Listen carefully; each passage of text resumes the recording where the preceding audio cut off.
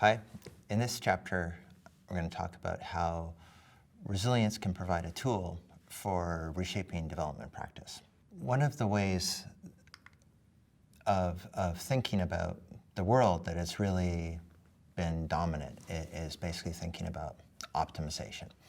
And optimization is something that's very, very useful, but it doesn't really match our current situation, and that we need more than optimization. So this is something that is an approach that's common both through natural resources management, where people often talk about maximum sustained yield, but it's also common in business schools, where people talk about things such as management by objectives. And it's also common throughout many organizations where there's ideas of best practices, which are really the optimal ways of doing things.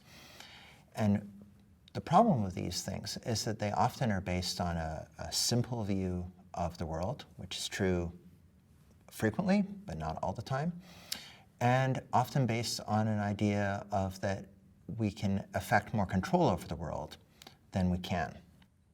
Hi, my name's Paul Ryan. I'm a resilience practitioner with the GRADE program here at the Stockholm Resilience Centre. And I want to talk to you about taking resilience theory into practice and applying it in practical ways on the ground. We know we need to address some of the key global sustainability challenges in really practical ways to improve human well-being and to restore and nurture ecosystems that are critical to all humanity. But to do that, we need some new approaches, and we need approaches that are tailored to working in these complex and uncertain problem spaces that we deal with in developing contexts. Resilience thinking builds on a long history of science and research into how systems work. What we need is the practical tools and practices to apply that on the ground. And so I want to focus on a couple of important concepts that are really useful for framing that challenge and to help us move from theory into practice. It's critical to understand the nature of the problems we're trying to address. And so a really useful tool that I've found in my practice to help me to understand what's the type of problems we're trying to address is to ask two key questions. One is, how much control do we have in this situation? And who has the power to make change, and how much control have we got over the key issues we're trying to solve?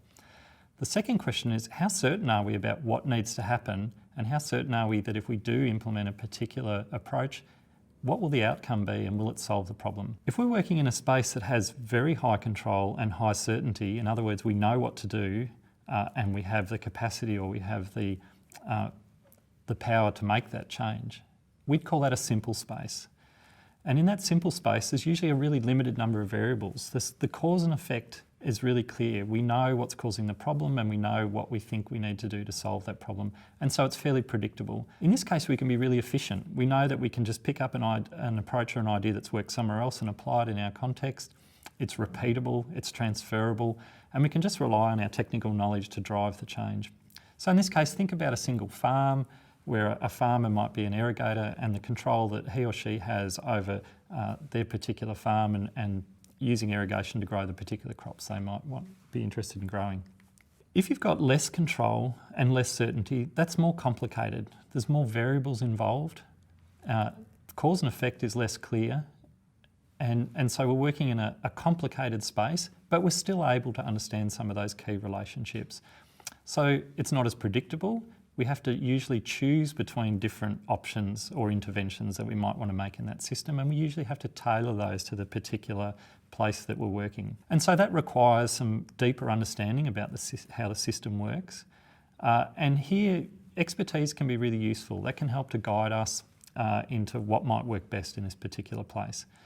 So in this case, think about managing a whole irrigation system where there's lots of farmers, lots of different users growing different crops, they have different water demands, and there's other people with different values that might be wanting to access that water as well. That's much more complicated working in that environment. If we're working in a space that has very low control and very low certainty, we'd call that complex, and this is where the idea of complexity comes in. In this domain, we really have very little control. We really can't make the change we'd like to make, and we're not really sure what's the best thing to do. And this is where a lot of development practice takes place. So here, cause and effect's not really discernible. We really don't know what the linkages are between the different variables. And there's lots of different things happening and changing in the system, and so it's quite unpredictable. So here, technical or expert knowledge is really of limited use. We need to match that or bring it together with local knowledge about how the system works. And so it's important to engage deeply with people in the system about what they know about their place and how it works. We often need to develop really unique interventions. What works somewhere else won't necessarily work here. And so we need ways to develop new approaches and ways to innovate in a particular place. And we need ways to implement and test those different innovations and refine what works for this place and tailoring it to these particular dynamics. So in this case, think about a river basin where that crosses a range of boundaries, where a whole range of people and users, people in towns and villages, as well as farmers.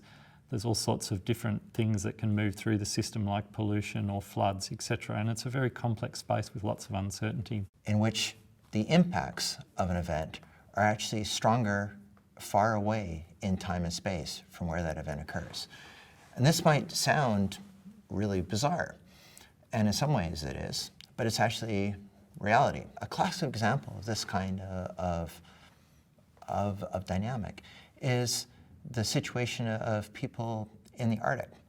So people living in the Arctic who are far away from industrial civilization have some of the highest concentrations of heavy metals and other types of persistent organic pollutants in their blood, because atmospheric transport of pollution from the industrial world goes into the Arctic, where moves up through the food chain, and where these people eat lots of meat, end up with very high levels of inorganic contaminants in their body. So dealing with this problem doesn't require looking locally. It requires looking away somewhere that's far away, both in time and space. And these types of situations are becoming more and more common in the world. Thinking about this kind of world means that we have to sort of recognize that many of the problems we're trying to manage, contrary to this idea of optimization, that we don't know how the world works, so it becomes a little bit more difficult to optimize things. And even if we do know about how the world works, that our changing of the world is changing the world out from under us, which means we need to be learning and anticipating change in what is a good way of practices. And having this kind of learning requires investment in learning, requires thinking about, well, what are other ways of doing things? How do they compare to the way we're doing? Can we develop new ways of doing things, which is more costly than best practices? It requires thinking about, well, what could be other practices and how do they compare to what we're doing? What are the situations which they can work? And this really suggests then that when we're doing things in the world, such as development, we have to be thinking about that interventions should be treated as experiments, not in the sense that we want to experiment on people, but that whenever anything happens, it gives us a chance to learn about the world. And we should be thinking, are things working the way we expect? Are the consequences occurring in a way we'd expect? Is our theory of change correct, or does another theory of change work better? So that means we have to be thinking about, well, what are alternate ways of thinking about how the world works? How can we compare them? How can we learn from variation that exists in the world or variation that we're creating by our interventions? And it's in this domain, really, that resilience thinking lies. Many of our approaches to management come out of engineering and engineering-inspired thinking in economics and business, which have been very, very successful in situations where we know how the world works and we don't have a lot of uncertainty. However, we know we're living in a world where we're having much more uncertainty and much less ability to control things. And that's the world, this world of surprising consequences, where resilience thinking is really trying to work. One of the major problems I see is when people try to apply a simple or a complicated approach to a complex problem. And we often see this from our decision makers and political leaders. They come into a system from top down. They think that the system's simple. They want to apply fairly simple interventions. And we know that that just doesn't work. And we can see that all around the globe where there's been these attempts to intervene and create change in a system that really hasn't understood the underlying dynamics. And so they often fail. We think that a resilience-based practice approach, one that focuses on complexity, is the most appropriate approach. It's quite a powerful approach for working in these types of development spaces. Another really useful tool that I've found in my work over many years is to think about the iceberg model. That is, what we see above the water is really only part of the story, and it's really easy to get captured by that. Lots of attention gets drawn to the things that we can see in a system. That might be a flood or a drought or a conflict, and of course that's important, and we need to deal with those things and manage and support people in those systems while they're experiencing those. But if we're interested in long-term change, about transformation towards sustainable trajectories, we really need to develop skills that allow us to look under the water, to look at the rest of the iceberg that we can't see. So we need to ask questions about what are the patterns, what are the processes that sit underneath that tip of the iceberg, what are the cycles that lock people into particular ways of doing and forcing them to be stuck in particular traps or patterns of behaviour that mean that they can't make the change they'd like to see. Sitting under that are the system structures. How is the place organised? What's the landscape, the shape of the landscape? How is the society organised? What are the rules that shape and organise that community and determine how people behave? What are the important infrastructure and assets that mean that people need to behave and operate in certain ways because of the way the system is set up and structured? Sitting under all of that are the paradigms, the worldviews and the values that people hold about how they think the system works, how it's organised, how they think that it should be managed, how resources are allocated, and it includes things like property rights, as well as rules, laws, practices and cultures and religious concepts that help to determine the way people see the world and how they organise themselves around that. What we've learned over a long period of time is that the parts above the water get all the attention, but the real power lies below the water. And it's about learning the skills and practices to drive your thinking below the water, to engage in those deeper patterns and processes, to think about connections and networks and changes, to think about system structures, and to think about the paradigms that people hold, and bring that together in a way that we can use to apply to develop approaches to sustainability transformations. There's many different ways you can think about resilience and different types of resilience strategies for different types of situations. And what I found useful is to think about thinking about structure and dynamics, thinking about like, what are you interested in? Are you interested in how the world is or how to go forward into an uncertain world? So one is like how to think about how the world can cope with surprise and how can it cope with things occurring as you go forward. The second one is, are you trying to analyze someone else's world, or are you an active participant in this world? And if you think about these things, this is a way of sort of organizing different things to do with resilience, of saying like, do you keep diversity? How are things connected? Those are things of an analysis of structure. Thinking about the role of feedbacks and slow variables, that's the analysis of structure. But thinking about how you act, that's about structures. Is there broad governance? Is there broad participation? Are there good structures for making decision making? Moving forward, it's what are the ways of doing experimentation and learning? Is there kind of complex systems understanding and tools to understand these complex things? So those are kind of broad schemes, but you can kind of also think about those same things in different types of resilience practices. So for example, the analysis of structures, saying, well, can we understand reorganizations or regime shifts in systems? Can we understand where there are thresholds?